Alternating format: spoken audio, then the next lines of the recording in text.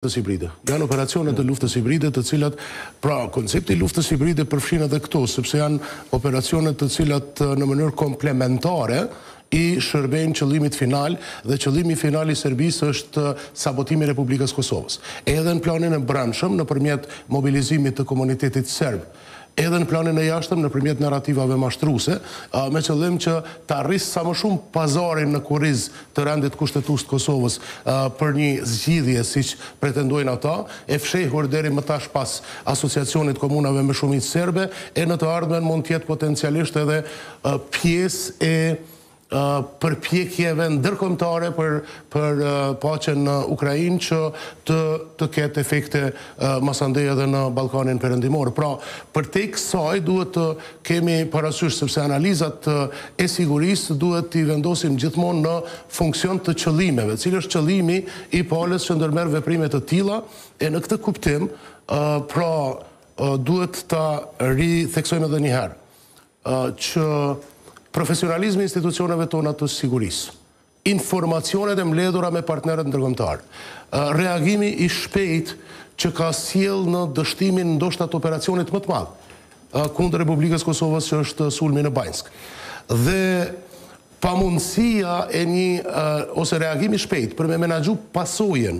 destabilizuese të sulmit në kanalin e Iberlepencit. Kanë kriju një situatë sot kur Serbia është plotësisht e mbështetur pas muri,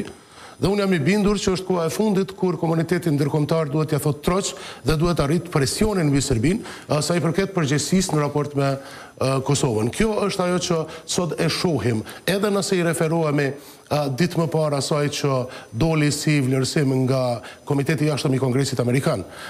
edhe nëse i referohemi deklaratave të sekretarit të përgjithshëm të NATO-s që Serbisë duhet t'i kërkohet llogari për Banjskën, që kemi një rritje të presionit të Bashkimit Evropian sa i përket procedimit të Radojčićit dhe grupit të tij nga drejtësia në Serbi, por unë jam i sigurt që nuk mjafton vetëm presioni, nuk mjafton vetëm kushëzimi, por kushëzimi i Serbisë, por presioni duhet të konsistojë ndoshta në masa më radikale, masa ndëshkuese ndaj Serbisë, të cilat janë të mundshme në disa nivele dhe të cilat do të kishin efekt disiplinues për Vučićin dhe aparatin e tij kërcënues për sigurinë rajonale. Do të vazhdojmë në këtë temë për të diskutuar sërish. Mirë, zotëri Morina, po është një pyetje për ju në kuptim të asaj që tha pra zotëri Vetoshi, a mjafton që ky presioni të cilin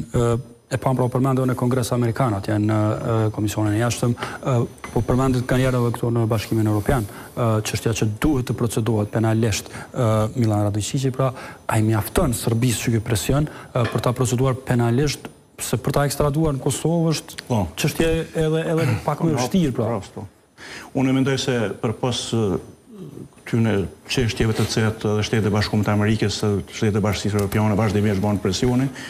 unë mendoj ne institucionet tona, inteligjenca, policia e Kosovës, koordinim me KFOR-in e tjera, duhet të rrisin vigjilencën, për arsye se mund ndodhin organizimet ndryshme hibride të ndryshme,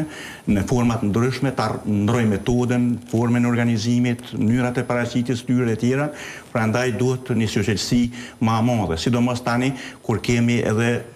marrjen e pushtetit nga lista serbe në komuna,